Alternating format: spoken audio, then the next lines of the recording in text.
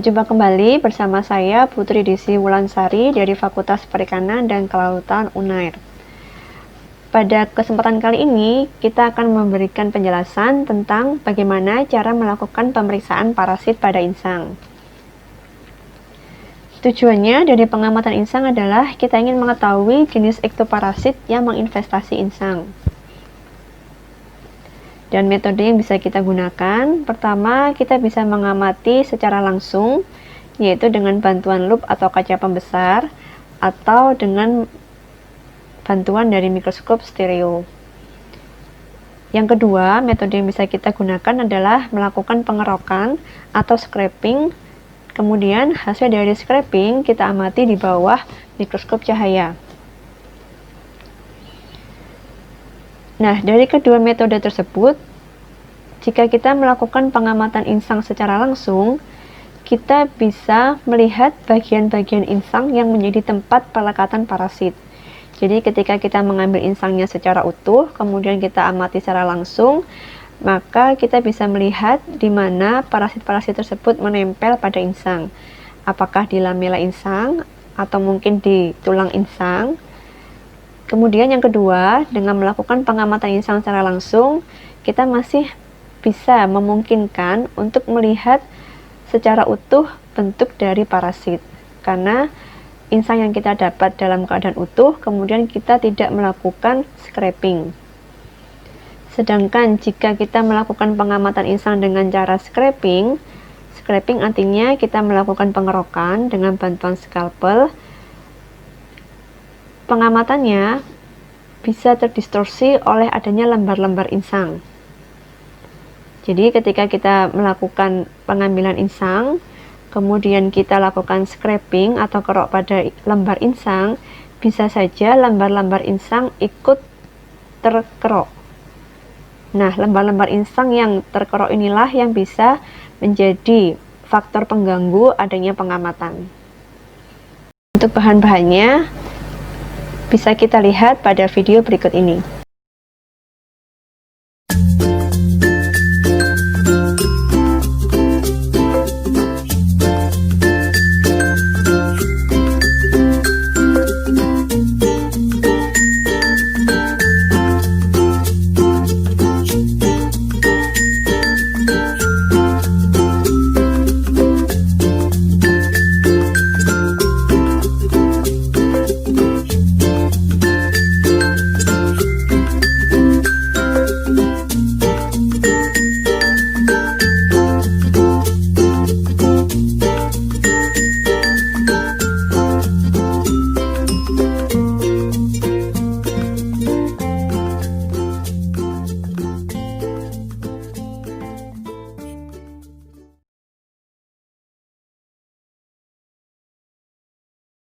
Oke, kita mulai. Untuk pemeriksaan ektoparasit pada insang, pertama tentu saja kita harus membuka operkulumnya. Kemudian seperti yang sudah saya jelaskan sebelumnya, untuk metode pemeriksaan ektoparasit pada insang, pertama bisa dilakukan secara natif atau langsung. Kita bisa menggunakan bantuan lup atau kaca pembesar untuk mengamati apakah ada ektoparasit yang dapat dilihat dengan mata telanjang. Seperti ini. Kemudian langkah lainnya, kita bisa menggunakan bantuan mikroskop stereo. Kita harus menggunting insang. Pertama, kita buka operkulumnya, kita gunting. Ini untuk memudahkan kita mendapatkan organ insang. Kita ambil mulai dari ujung anterior. Boleh diambil semua lembar insang atau hanya sampling, boleh. Kemudian kita gunakan pinset di dalam petri dish seperti ini.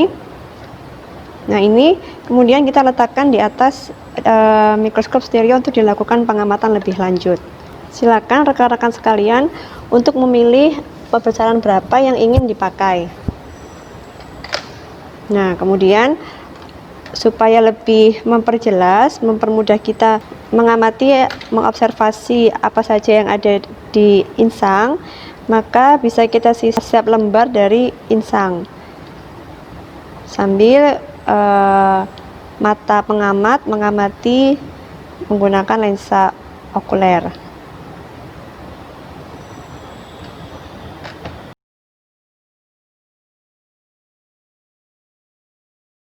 Cara lainnya, kita juga bisa melakukan pemeriksaan ektoparasit pada insang dengan menggunakan bantuan mikroskop cahaya. Pertama, insang yang sudah kita ambil, kita letakkan di atas objek gelas. Para pengamat silakan melakukan penyesuaian sendiri terkait besar kecilnya insang, apakah memungkinkan untuk diamati di bawah mikroskop atau tidak. Jika dirasa insang terlalu besar untuk diamati di bawah mikroskop cahaya secara langsung, maka kita bisa melakukan dengan metode pengorokan atau scraping. Ini saya contohkan untuk insang yang diamati secara langsung di bawah mikroskop cahaya. Keuntungannya ketika kita mengambil sampel seperti ini adalah kita bisa melihat secara langsung parasitnya masih menempel di bagian insang. Jadi kita bisa memetakan parasit tersebut menempel di insang bagian mana, apakah lembar insang, apakah tulang insang, atau bagian yang lainnya. Nah, ini kita letakkan di bawah mikroskop cahaya, kemudian kita tutup dengan cover glass. Sekali lagi, silakan menyesuaikan ukuran insang dengan bahan yang kita gunakan. Nah, ternyata jika ini dirasa tidak bisa, maka tidak perlu digunakan. Kita bisa langsung mengamati, namun hati-hati jangan sampai bagian lensa objektif menyentuh di bagian insang.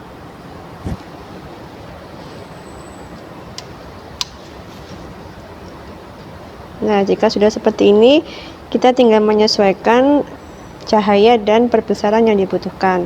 Untuk pertama kali pengamatan, kita menggunakan perbesaran 40 kali.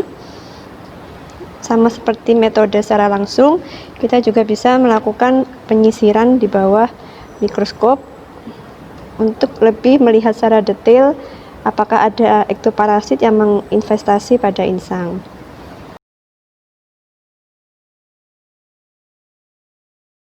Metode pemeriksaan ektoparasit pada insang dengan cara scraping, kita bisa meletakkan insang di dalam petri dish, kemudian kita beri air,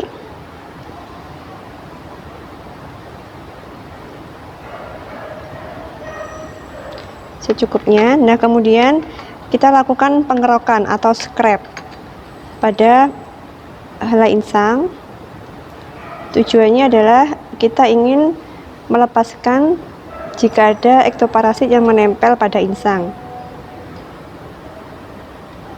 Kita sisir, kemudian kita ambil hasil pengerokan yang sudah kita lakukan, kita letakkan di atas objek gelas, kita tutup dengan cover.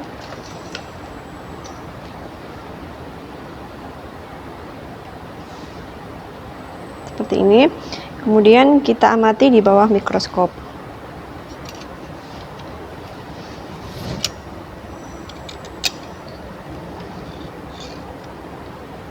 Nah, setelah di mikroskop, tinggal kita menyesuaikan perbesaran sampai kita dapat mengamati ektoparasit yang menginvestasi pada insang. Kita bisa mulai dari perbesaran 40, kemudian jika dirasa kita sudah menemukan ektoparasitnya, untuk lebih memperjelas kita bisa memindahkan ke perbesaran 100 sampai 400. Untuk parasit-parasit kelompok Myxosporea atau parasit sporozoa, contohnya adalah Myxobolus, kita perlu menambahkan perbesaran hingga menjadi 1000 karena ukuran spora yang sangat kecil. Jadi kita perlu menambahkan perbesaran hingga ke ukuran 1000. Ada yang spesifik untuk perbesaran 1000, maka kita memerlukan bantuan oil emersi untuk diteteskan di atas cover glass. Kemudian kita harus menempelkan lensa objektif sampai menempel pada cover glass. baru kita bisa mengamati kemungkinan sporozoa yang menginvestasi pada insang.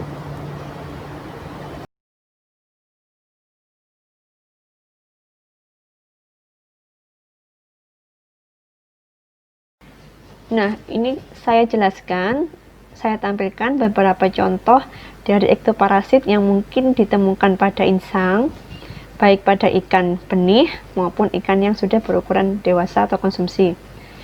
Pertama adalah kita bisa menemukan ektoparasit dari kelompok cacing, yaitu Dactylogyrus. Dactylogyrus ini memiliki tempat spesifik pada insang. Jadi dia merupakan cacing dari kelompok Trematoda. Trematoda berarti ukuran tubuhnya pipih, maka kita menemukan dia menempel pada insang dengan warna tubuh transparan. Ciri khas dari Dactylogyrus yang bisa kita amati adalah bahwa Dactylogyrus memiliki eye spot atau bintik mata berjumlah 2 pasang. Jadi bagian tubuh yang terdapat hook atau terdapat alat tancap ini akan menancap pada insang, lembar-lembar insang maupun tulang insang. Sedangkan bagian yang terdapat eye spot dia akan menggelantung atau dia akan bergerak bebas di luar insang. Nah, ini adalah morfologi dari Dactylogyrus. Ada eye spot dan juga ada faring atau sebagai alat untuk mengambil makan. Kemudian di bagian hooknya yang menempel pada insang bisa kita lihat berbagai macam jenis bentuk hook yang membedakan antar spesies dari Dactylogyrus.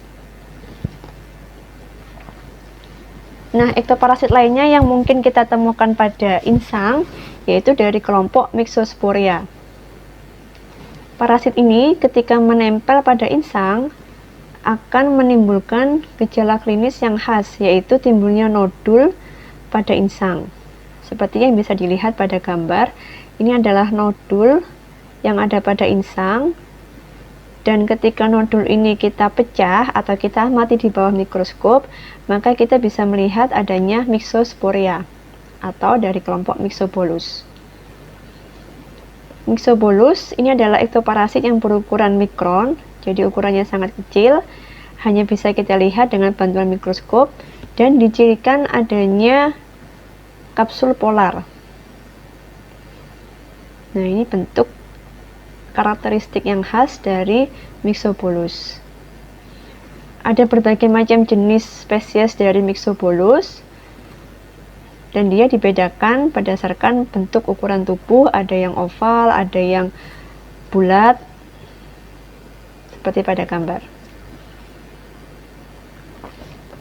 Berikut adalah video yang bisa dilihat secara detail untuk melihat bagaimana penampakan dari masing-masing ektoparasit yang bisa ditemukan pada insang.